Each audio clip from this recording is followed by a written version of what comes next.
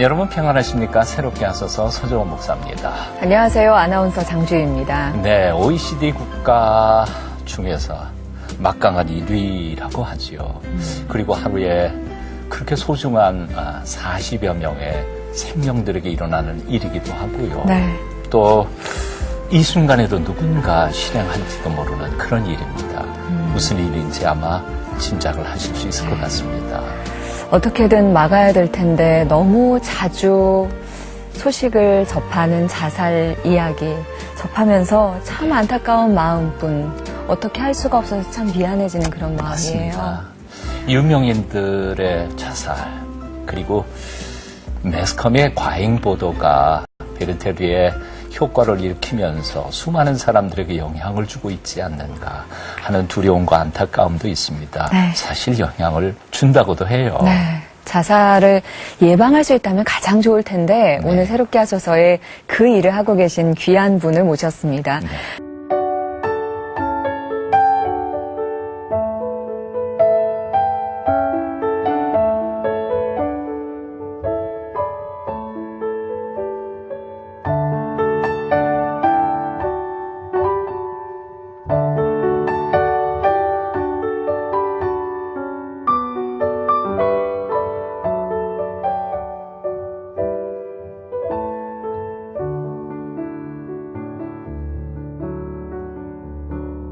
자살 시도자 그리고 자살 유가족들을 위해서 함께 생활하면서 사랑으로 섬기고 계신 분인데요. 마음쉼터 위드하우스를 운영하고 계시는 대표 정진 권사님 모셨습니다. 네. 안녕하세요. 반갑습니다. 안녕하세요. 네.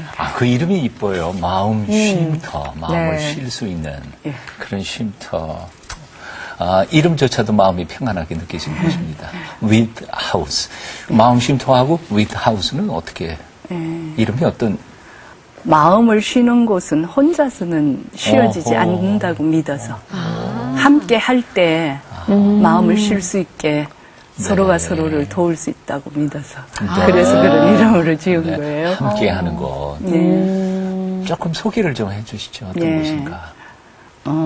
마음쉼터 위드하우스에는 자살 충동을 심하게 느끼는 분, 그다음에 자살을 시도해 보신 분들, 그다음에 가족을 그렇게 잃어버린 아픈 유가족들, 그분들을 함께 울고, 함께 자고, 함께 쉬고, 함께 일하고, 함께 예배하고, 함께 감사하고, 그러면서 가족을 이루는 그런 곳입니다. 네. 그 과정을 통해서 그분들이 회복되고, 그래서 다시 자기 집으로 정상적인 사회인으로 돌아갈 수 있도록 돕는 그런 곳이에요. 네. 말씀 듣다가 보니까 이제 자살 충동을 받은 사람들이나 시도자들은 이제 일반적으로 뭐 정신과 병원이라든지 아니면 상담원이라든지 이런 데 가는데 유가족들까지도 케어하는 그런 쉼터는 별로 없는 것 같아요. 유일한 건 아닌가요? 유일하지는 않고요. 네.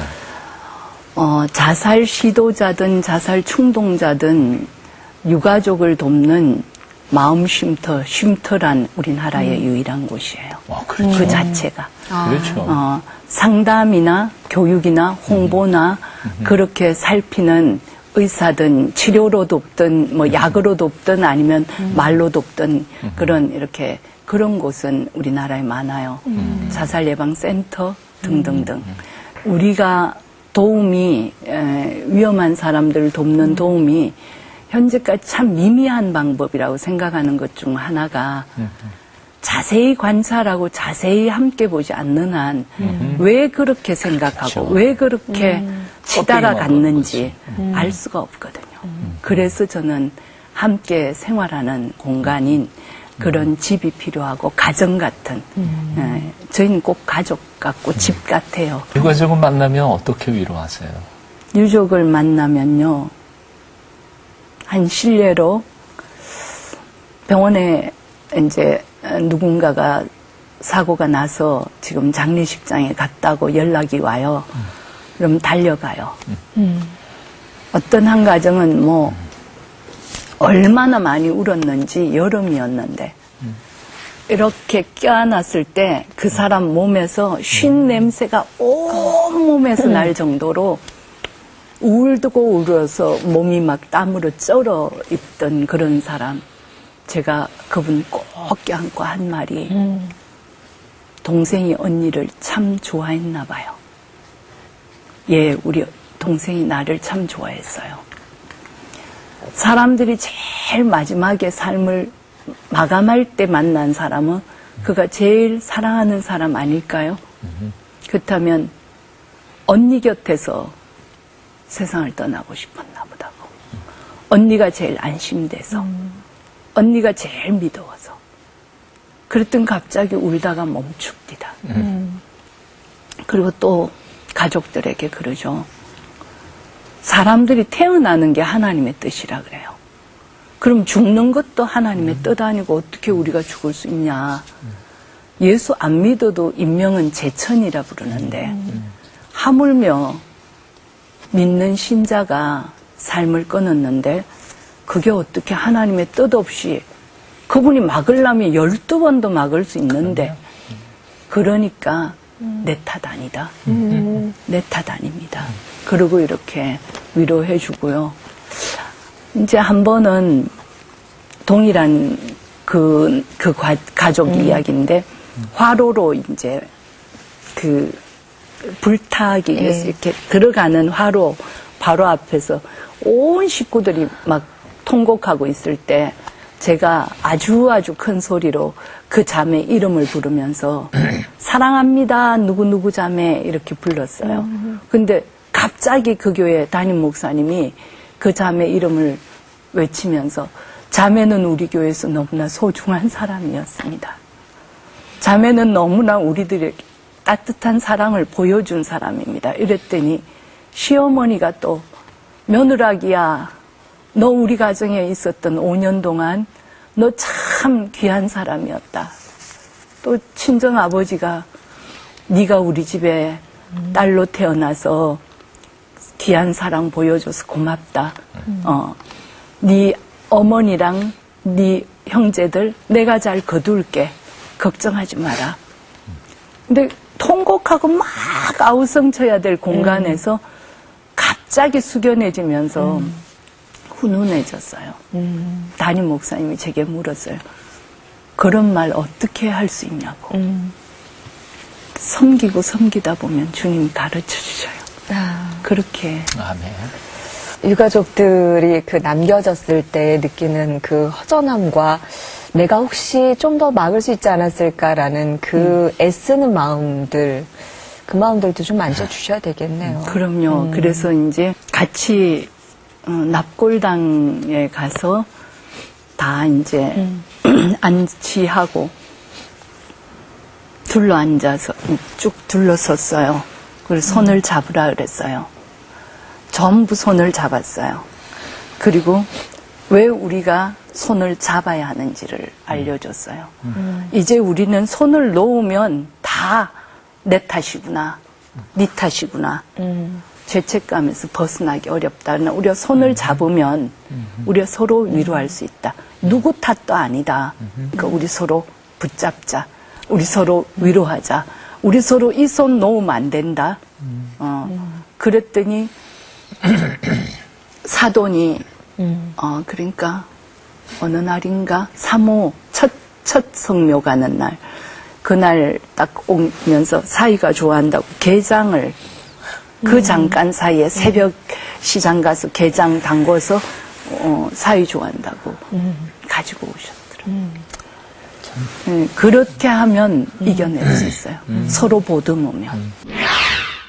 내가 다른 사람을 위해 십자가를 지는 일, 다른 사람을 사랑하고 용서하는 일, 그 일의 구체적인 게 뭔가 한국 교회가 할 일 아닙니까? 하고 질문했는데 네가 할 일이다. 이렇게 답이 되듯 이렇게 이어졌어요. 남편이 죽으라고 번 돈으로 메꾸고 다음에 또 메꾸고. 사실은 저 목회하면서요. 한 30년 목회하면서 그런 일들을 만나면 목사도 당황해요. 어떡하나 그렇게. 오늘 권사님 말씀 듣다가 보니까 우리가 해야 할 일, 어떻게 위로할 수 있는지를 알아들을 수 있어서 너무 고마워요. 오래전입니다. 우리 큰아이가 고등학생이었을 때 자기 친구 한 명이 그런 경험이 있었어요. 할머니가 그렇게 돌아가시고 어머니가 또 그렇게 돌아가셨어요. 다 신자입니다. 근데 이 아이가 하나님이 살아계시다면 정말 죽여버리고 싶다고. 왜냐하면 걔도 3번이나 시도를 했거든요. 근데 왜 그렇게 말했냐면 우리 엄마도 우리 할머니도 다 예수 믿었는데 그런데 사람들이 돌아가시고 나니까 수군거리면서 그렇게 죽은 사람은 지옥 간다고. 그러면 이건 이해가 안 가지 않냐고. 그렇게 하면서 자기도 살아갈 힘이 없어서 죽으려고 했던 한 아이에게 제가 그랬거든요. 만약에 그렇게 떠난 사람이 지옥 간다면 그가 우울증이 깊어서 스스로 이겨낼 힘이 없어서 절교하면서 방황할 때 주변에 있었던 뭇 그리스도인들은 어디 가니? 우리는 어디 가니? 그가 지옥 갔다면 그러면 그리로 내몰았던 우리 모든 그리스도인 우리도 다 함께 가야 할 곳이 지옥이지. 그런데 아니다. 우리가 천국을 갈 수 있는 것은 예수 그리스도의 은혜. 그분이 우리가 그런 죄인인 줄 알고 십자가에 달려 돌아가신 그 속죄하신 사랑 때문에 가는 거지 우리가 행한 바 행위 때문에 가는 거 아니다. 그랬더니 그 아이가 월요일 날 학교를 가서 제 아이를 만나고는 엄마 만나고 나서 하늘에 구름이 쫙 그친 것처럼 내 마음이 맑아졌어. 그리고 그 이후로 물론 명문고등학교였는데 잘 졸업했고 아주 유수한 대학 잘 졸업하고 지금까지 직장생활 잘하면서 계속 유대를 잘 가지고 있습니다. 예, 점점 더 궁금해져요. 쉼터에 오시는 분들하고 하루 어떻게 생활하시는지 스케줄을 과정들 조금 소개해 좀 해주시죠. 예, 저희는요 아침 6시에 기상하게 하고요. 20분이면 예배 드려요. 예배도 보통 교회에서 드리는 예배하고 조금 달라요. 제일 먼저 다 둘러앉아서 눈을 감고 불도 다 끄고 생각을 다 비우고 내가 살아있는 것 확인하기 위해서 숨 쉬는 데만 집중하는 시간을 가져요. 묵상의 기본 자세죠. 예, 하나님이 내게 호흡하게 하셔서 내가 살아있구나를 확인하는 것. 그래서 숨 들이쉬고 숨 내쉬고 계속 다 한 다음에 지금 누구누구님의 마음은 그리고 물어봐요. 그래서 화평합니다. 가볍습니다. 그 다음에 불안합니다. 그게 그분의 하루를 시작하는 마음이에요. 거기서부터 그 다음에 하나님 저희가 이 마음으로 주님 앞에 모였습니다. 저희 예배 받아주세요. 그리고 예배 드리고 말씀 읽을 때 읽은 말씀을 가지고 아주 그냥 성경 공부 시간을 능가하게 질문을 해요. 이 말씀에 뭐라고 반응하나. 그래서 이제 그렇게 하루를 시작하고 그러고 나면 아침 먹고 그 다음 텃밭에 갑니다. 텃밭에 가서 텃밭 일 해요. 그러면 이제 대부분이 이제 지치고 곤해서 와서 누워 자고 싶고 안 일어나고 싶고 거기다 일은 더더욱 하기 싫고 그러면 힘이 없어요. 뭐 기운이 없어서 못해요. 그럼 예 그러면 홈이 딱 지어주고 그냥 펑퍼짐하게 앉아서 그냥 하세요. 그렇게라도 못할 하라고 수는 그러세요. 없습니다. 예. 예외는 없어요. 쉼터에서 예외는 없습니다. 그렇게 해서 움직이게 해요. 자꾸 움직이게. 자꾸 눕고 싶으신 분들도 계실 텐데. 눕고 싶으신 분들을 위해서 딱 1시간의 기회를 줘요. 하루에 1시간, 1시간. 자유롭게 누울 시간이 있다. 아침이든 점심이든 잠자기 전 어느 시간에 써도 되는데 1시간 이상은 안 된다. 시간을 정해놓은 게 아니고 아니고요. 자기가 제일 쓰고 싶은 찬스. 그때 딱 쓰면 돼요. 그때 쓰게 하고 그 다음에는 텃밭 일 끝나면 산책도 같이 강가랑 산으로 함께 이렇게 다녀요. 함께 모두는 함께. 그 다음에 이제 다 함께 합니다. 마지막 잠들기 전에 감사 시간 가져요. 매일 하루에 3가지. 절대로 감사 시간에는 지나간 얘기를 하지 않게 돼 있어요. 옛날 일을 이렇게 해서 그때 감사했어. 그때 이렇게 해줘서 감사가 아니고 지금, 오늘, 여기 그 안에서 감사한 것. 그럼 이런 말도 하죠. 막 씩씩대면서 내가 여기까지 왔는데 이 지경까지 됐는데 무슨 감사. 또 반대로 교회 굉장히 열심히 다니. 만사가 다 하나님께 감사할 일이지 감사가 뭐 따로 일일이 말해야 되나? 실상은 한 개도 감사 그래. 안 하는 거예요. 그래. 속으로 그래서 불평만 이제, 가득 차 있는. 그래서 막 다 감사할 게 없다 그러면 적어도 오늘 밥 맛있게 먹던데 그건 맛있게 그건 감사하지 않아요? 그럼 그건 감사해요. 그럼 1번은 그거 말하면 돼요. 이런 식으로 알려드리죠.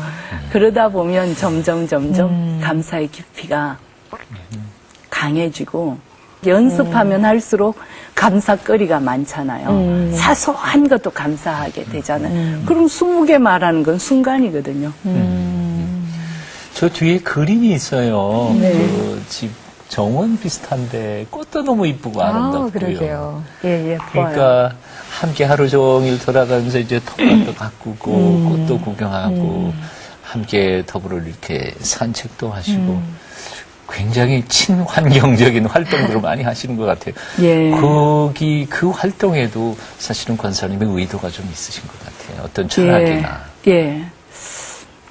그 자연 친화라는 말이 땅을 가꾸면 가꿀수록 생명이 이렇게 소생되는 그리고 하나님이 말씀하신 그 자연의 이치, 삶의 이치 그런 것들을 깨달을 수 있게 하는 참 좋은 비밀이 있더라고요. 그래서 저는 그 일 자체가 사람을 살려내는데 사람이 살면 생명, 다른 생명들도 귀한 거라는 걸 알아가는데 큰 도움이 돼서 그래서 여기에서 그 일을 하고 있는 거예요. 그 자살예방 쉼터 시작하신 거는 2010년으로 저희가 알고 있거든요. 예.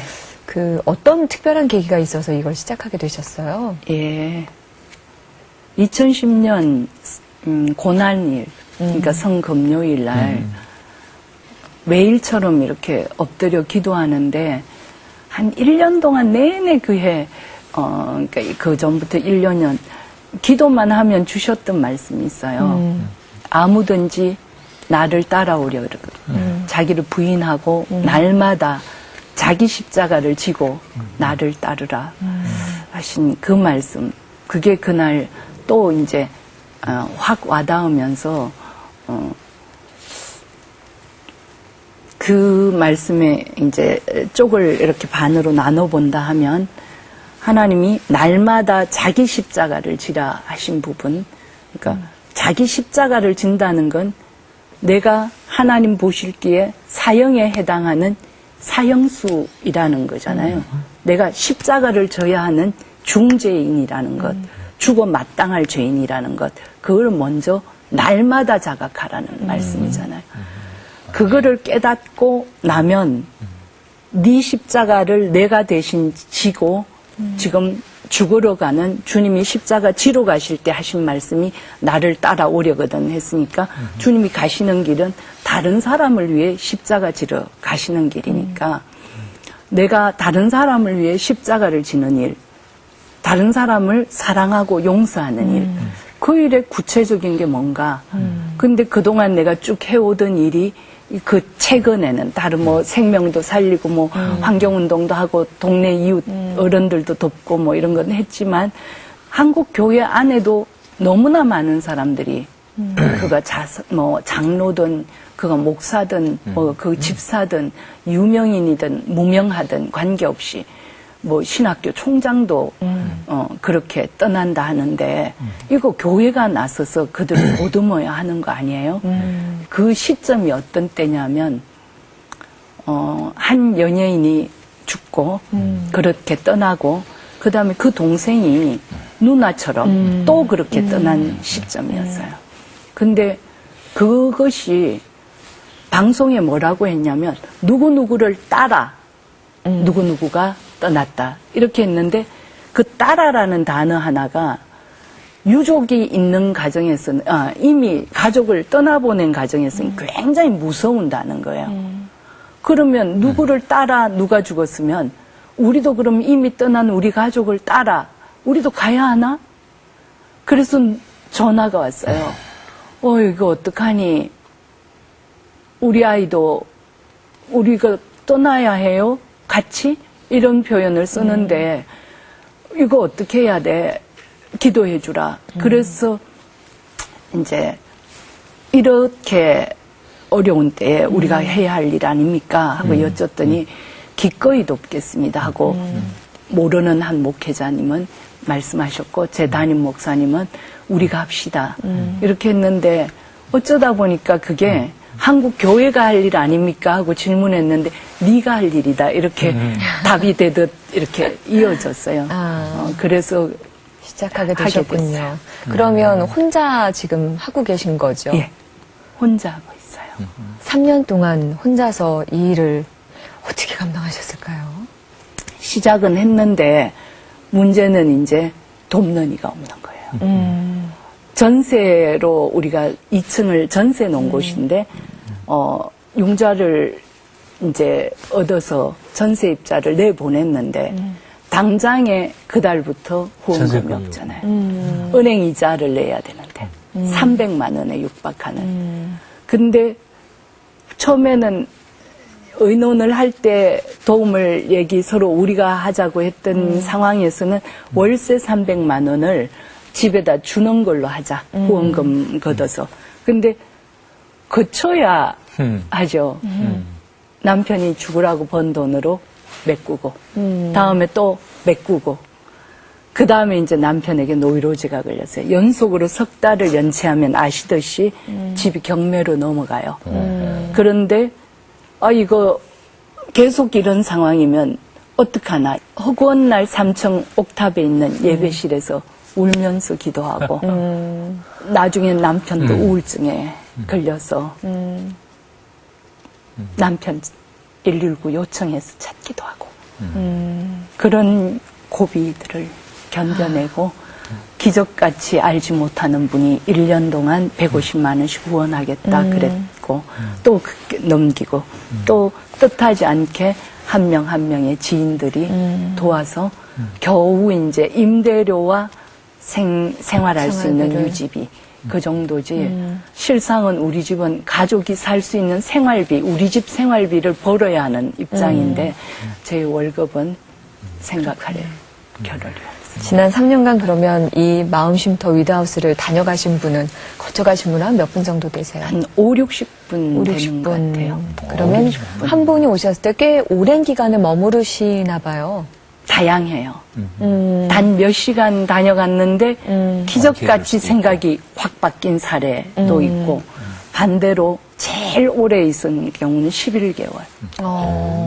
궁금한 거는 그분들이 오실 때 뭐 소정의 무슨 이런 회비라 그럴까 뭐 이런 것들을 내시나요? 아니면 이거 어떻게 처음 됩니까? 경영할 때 처음 시작은 제가 벤치마킹 하고 싶었던 곳이 원주인 목사님이 하시는 그 호스피스 네네, 센터였기 사역에. 때문에 그곳이 그 이미 호스피스의 경험을 하신 유족들이, 가족들이 그곳에 후원금을 내고 그렇게 해서 유지하지 그곳에 입소할 때는 무료거든요. 그렇죠. 저희 가족도 예. 있어봐서 알지만 그래서 저도 그런 원칙으로 했어요. 후원자들이 다 전국에 있는 후원자들이 1인이 10,000원씩 후원해서 1,000만 원 정도의 후원금이 거치면 3명의 직원을 두고 그 다음에 원활하게 이 임대료도 내가면서 할 수 있겠다. 그렇게 생각했는데 그건 아니고 그래서 처음에는 안 받았어요. 작년 6월까지. 근데 도무지 유지가 안 돼서 작년 6월부터는 들어오려 하는 사람에게 정액이 아니고 자신들이 병원에 갔을 때 엄청난 돈을 내니까 내는 만큼이 아니고 마음에 자원하는 만큼 우리 형편이 어렵습니다. 그러니까 자발적으로 내주셔요. 그래서 어떤 분은 50만 원, 어떤 분은 80만 원, 또 그래도 어려운 분은 무료 그렇게 하고 있어요. 아, 그렇군요. 가장 어려운 거는 그렇게 어려운 마음으로 찾아오신 분들하고 이 소통하고 친구가 돼 주는 과정이 참 어려울 거라고 생각이 돼요.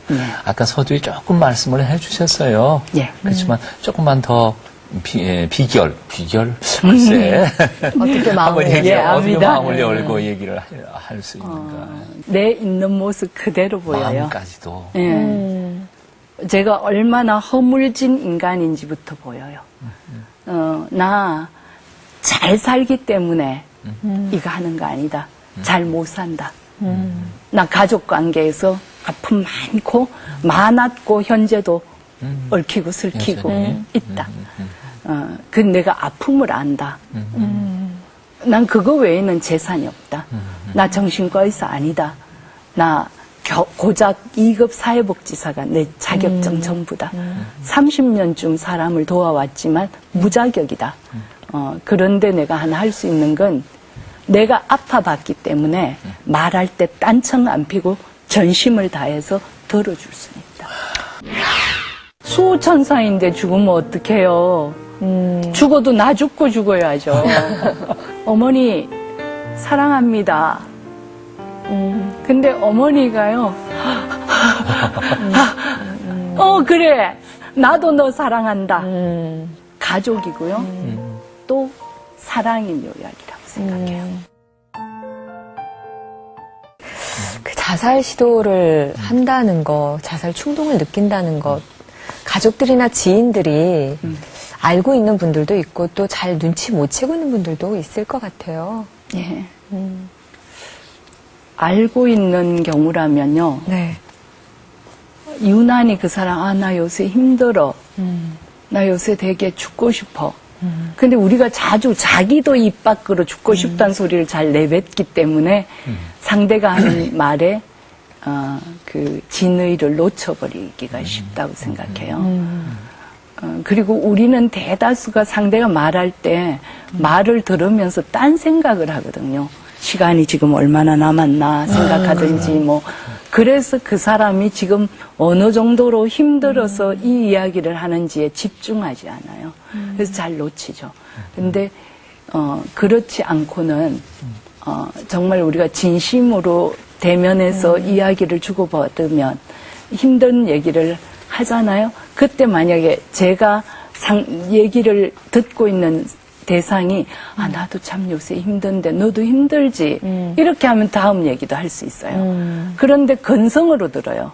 야 요새 안 힘든 사람이 어딨니. 얼마나 뭐 요새 내가 먹고 살기 힘들다 그러면 야 요새 대한민국이 먹고 살기 괜찮은 사람이 누가 있냐. 그럼 그 사람 다음 얘기 안 하지. 정말 진심으로 들어줄 사람이 필요한 거군요. 전문적인 상담가가 아니어도. 들어주면 내 힘든 얘기도 하면 나만 힘든 줄 알았더니 너는 다른 면에서 같이 힘들구나. 그럼 우리 같이 주님 앞에 나아가자. 우리가 인생을 고라 그러지 않니? 이렇게 하면 이겨낼 수 있잖아요. 그러니까 이 대화법이 굉장히 중요한 것 같아요. 그렇죠. 진심. 네, 진심. 들어주는 것. 미국에 뭐 5번씩이나 지인이 자살 시도를 계속해서 갔다 오신 적도 있으셨다면서요? 예, 그 친구가 이제 어릴 때 자기가 동성애자인 걸 알았어요. 믿는 집 자녀인데. 아주 잘 믿는 집 자녀인데. 근데 너무 놀래서 매일 밤마다 용서해달라고 기도하면 다음날 학교 가면 또 같은 성을 가진 아이가 마음에 드는 거예요. 그렇게 성장해서 이곳에서 명문대학을 나오고 그리고 미국을 가서 어느 날 어머니가 돌아가셨어요. 이제 끈이라고는 어머니 하나 남았는데 그때부터 이제 드러내놓고 이제 시도를 하는 거예요. 10번. 시도할 시점쯤에는 아무리 전화해도 받지 않아요. 한 수개월에 300번 정도 전화한 것 같아요. 항상 앤서링 머신에다가 남겨요. 잘 지내니? 힘내라. 그런 말로 나쁜 마음 먹지 마라. 이런 말로는 듣지 않아요. 그런데 뜻밖의 그해 제 딸이 학교에서 왕따를 당해서 자퇴를 했었는데 때 맞춰서 시아버님 와 계셨는데 아버님은 치매가 걸리셔가지고 길을 잃었어요. 가출이 아니라. 그래서 정말 나도 참 이런 일들로 참 죽고 싶다. 그런데 답이 금방 왔어요. 정말 앤서링 머신에 남겨놓고 그날로 수호천사인데 죽으면 어떡해요. 죽어도 나 죽고 죽어야죠. 죽으면 안 돼요. 그렇게 했어요. 모른 척 했지만 그래도 예. 계속 전화해 주시는 것에 예. 위로받고 힘없었군요. 그래서 이제 마지막에 그 친구가 2009년인가 봐요. 6월 30날이 완전히 I have to die가 그 친구 명제인데 I have to live로 바뀌었어요. 기적같이 하나님 은혜로 해마다 그날이 되면 네. 편지 와요. 아멘. 정말 그렇게 나의 아픔을 같이 아파해주는 사람이 있고 공감해주는 사람이 있었기 때문에 버틸 수 있지 않았을까라는 생각이 드는데 우리 주변에 많거든요. 자살 시도하시는 분들, 충동을 느끼시는 분들. 그분들의 회복의 키를 가족이라고 설명하셨어요. 예. 예, 저는 가족이고요. 또 사랑의 묘약이라고 생각해요. 자살 충동에 시달리는 사람들의 가정을 보면 다 똑같아요. 그게 뭐 그들 아닌 다른 가정도 똑같겠지만 우리가 그 얘기로 국한해서 본다면. 그래서 저는 꼭 가족을 불러요. 네. 네. 가족을 부르고 네. 가족에게 다짜고짜 화해하라 안 그러고 각각이 아까처럼 각각이 내 인생에서 가장 슬펐고 가장 힘들었던 순간이 언제인가 그렇게 얘기하게 하고 그래서 쉼터에서 주말마다 가족에게 갔다 오라고. 예. 그렇게 혹시 합니다. 기억나는 사례가 있으세요? 네. 오랜 동안 병원 신세를 졌던 그리고 병원에 자기가 있어야만 했던 것에 대해서 엄청 분노와 용서할 수 없는 마음을 가지고 있던 한 사례자가 있어요. 거기는 인생에서 마지막 공간이라고 생각하는 아픔, 그 뭐 조금 어떻게 하면 갇혀 있으니까요. 우선 그런데 했던 그런 친구가 용서에 대해서 배웠어요. 용서가 얼마나 힘 있는가에 대해서. 부모란 자식이 미우면 그렇게 부모에게 함부로 한 자식을 경찰서로 보내지 왜 병원에 보내나? 그렇지. 부모에게 마구 함부로 하고 어떨 땐 때리기도 하고 뭐 기물을 집에 기물을 파손하기도 하고 그랬으면 경찰에 보내서 콩밥을 먹게 해야지 왜 병원에 보내나? 병원에 보냈다는 말은 내 가족이 치료되어 건강한 사람 되기를 원하는 부모의 사랑이다. 근데 한참 듣더니 그러네요. 그러네요. 그러면 미워해야 할 게 아니라 용서를 빌어야 하는 거 아닌가. 그래서 연습을 해요. 저희는 절방석이 있어요. 그래서 큰 절을 3번 바닥까지 공손하게 이러면서 예를 보여주면서 네. 제가 늘 잘하는 거예요. 바닥까지 공손하게 절하는 거. 하고 이제 집으로 보냈더니 아버지 방에 가서 절하고 3번 절하고 아버지 용서해 주세요. 그렇게 말하고 왔다고 숙제했어요. 그랬어요. 근데 그 다음에 텃밭에서 막 이렇게 밭일을 하는데 갑자기 전화를 딱 하더라고요. 집으로.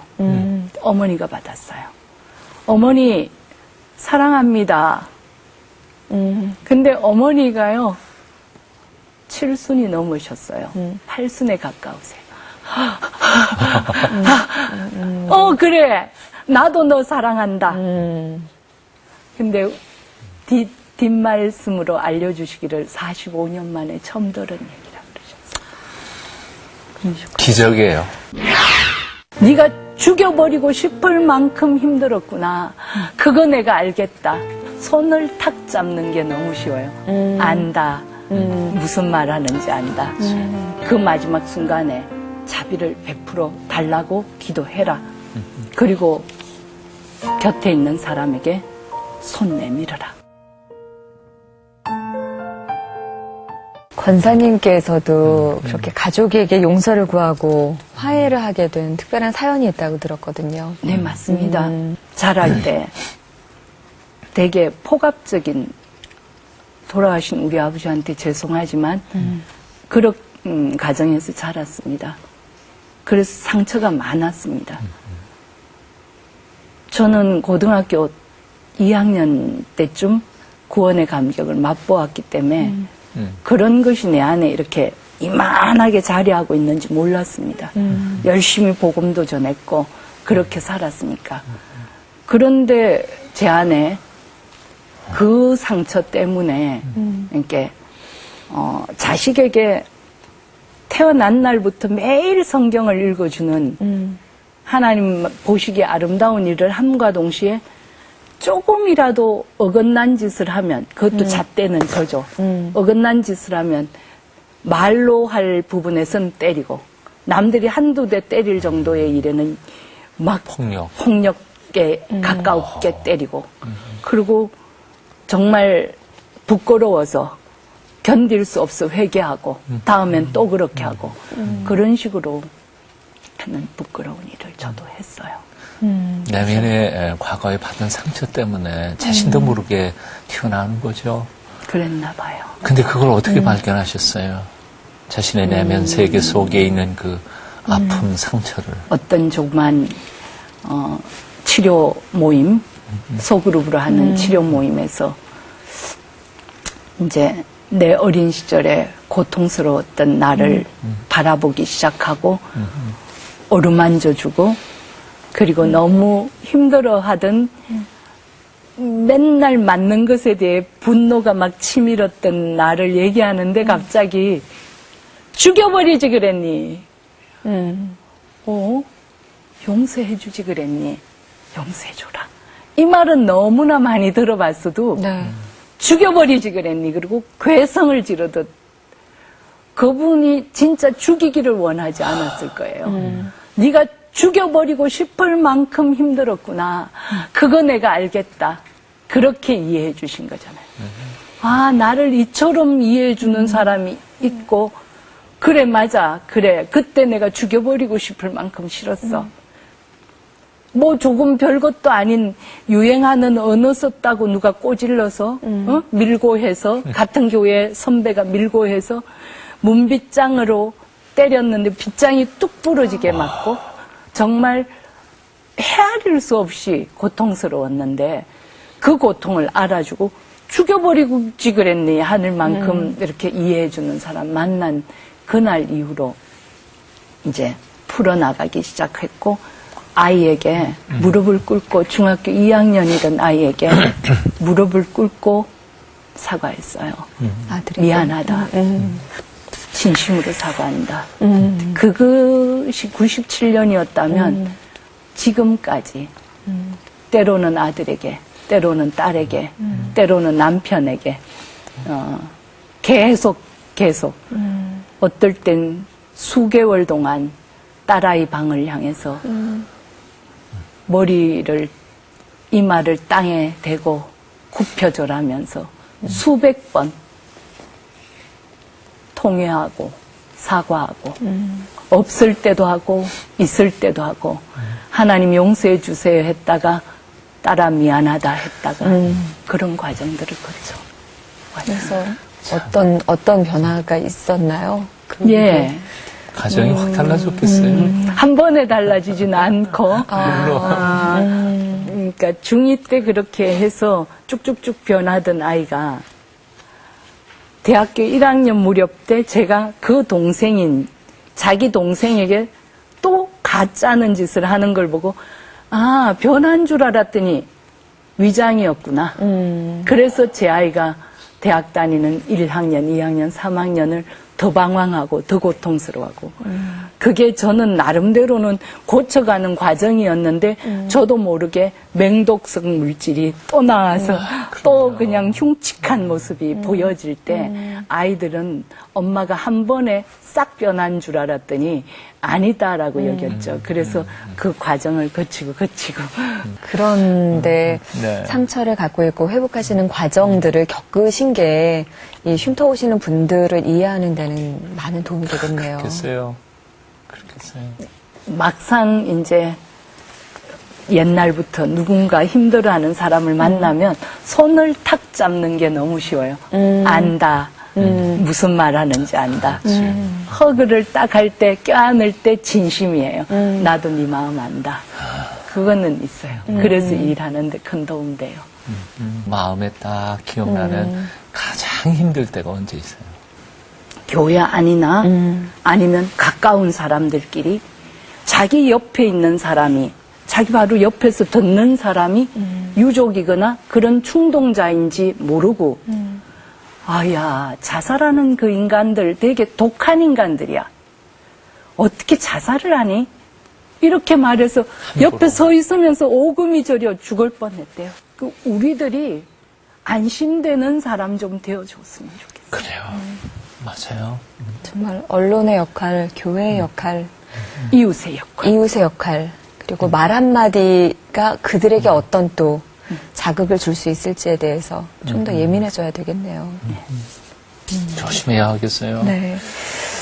아까 그 10년 동안 10번이나 자살하려고 했던 분 얘기를 해주시면서 삶에 대한 이제 의지를 불태우게 되셨다고 들었는데 후원을 요청하는 편지를 써주셨다면서요? 후원을 요청하는 곳에 보낼 때 레코멘데이션 추천하는 거예요. 자기 얘기를 예. 써달라.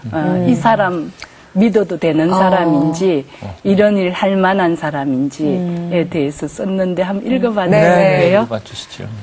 저는 미국 캘리포니아주 샌디에고시에 거주하는 누구누구라고 합니다.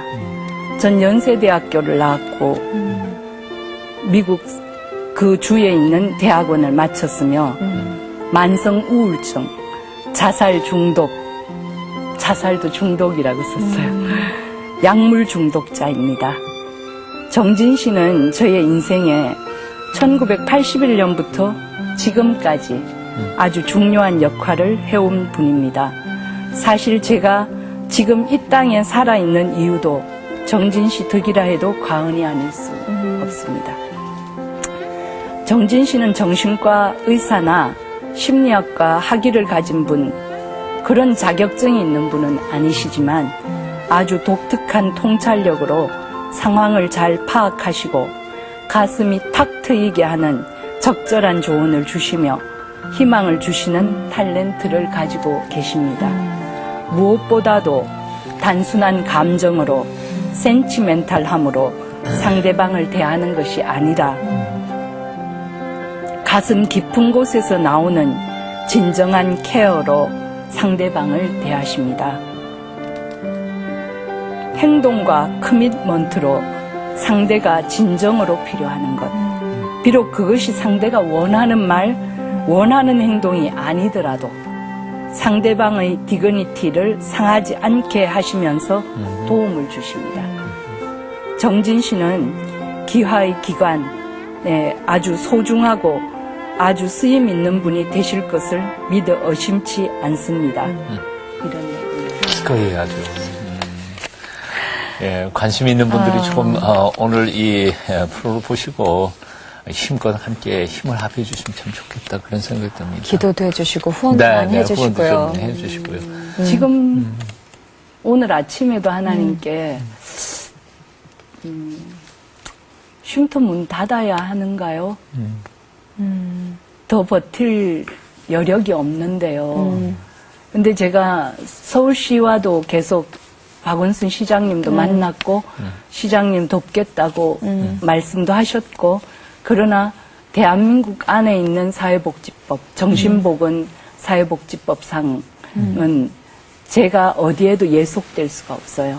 왜냐하면 우리나라 법을 해야 되니까. 법망 안에는 남자랑 여자가 함께 있는 정신질환이나 정신장애우를 돕는 곳이 없고 함께 생활하는 그다음 또 함께 생활하기 위해서는 1, 2층 층 구분이 확실해야 되는데 그러지 않고 있고 그다음 자살 시도자랑 자살자 유족을 함께 데리고 있는 곳도 없고 남자 여자 가진 사람 가지지 않은 사람 관계없이 함께 하는 것도 없고 그런데 이건 예수님의 사랑으로만 하고 있는 거라 또 서울시에 속해지면 예배를 우선 못 드리게 했거든요.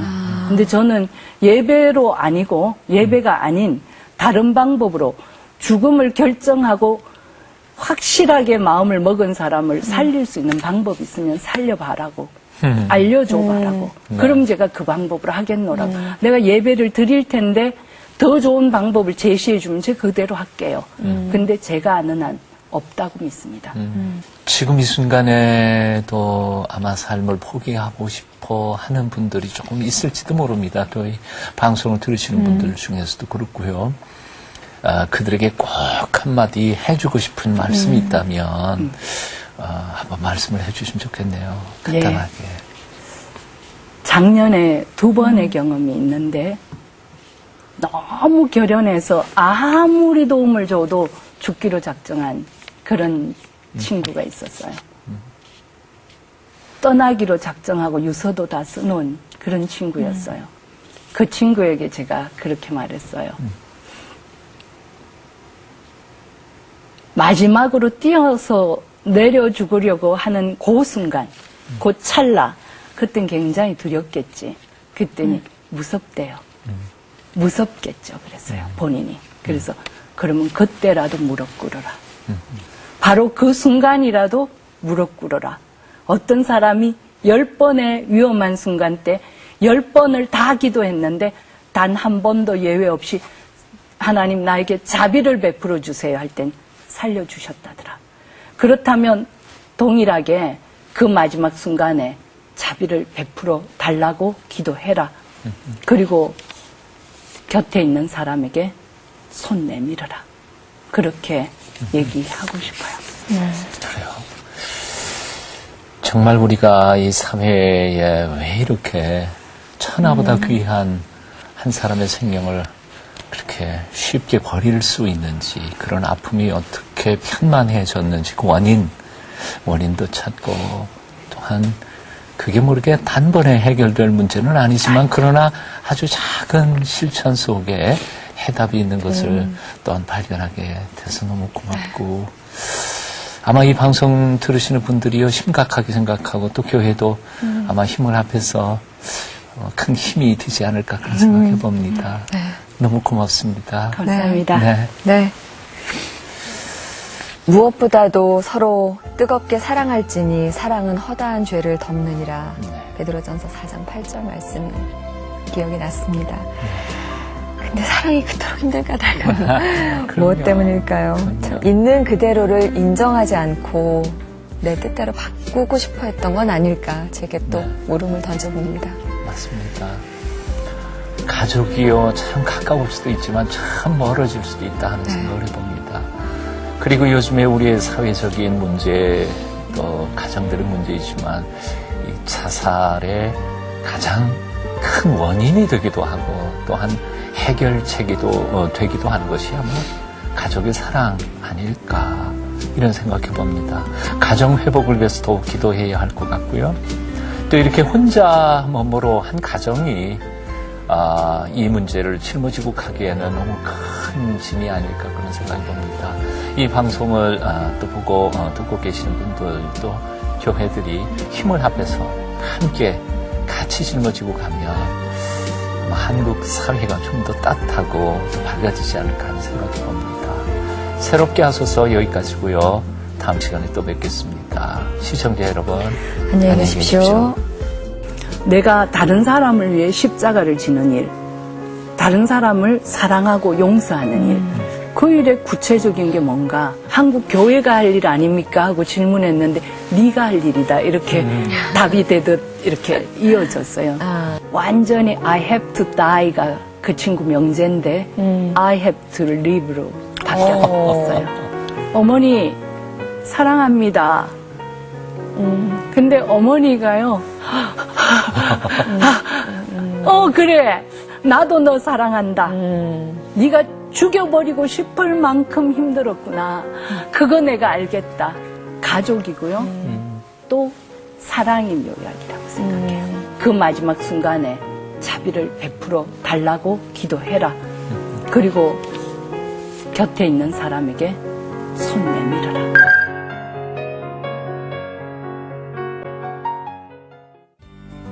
프로그램에 참여하신 분들께는 진공 동결건조 전문회사 찰롬산업에서 신선초 생식과 3분 즉석 현미죽을, 마누카 내추럴에서 화장품 세트를, 행복의 샘에서 뽕즙 세트를, 제이손 진공 젓가락에서 제이손 수저 세트를, 명가 김에서 김 선물 세트를 드립니다.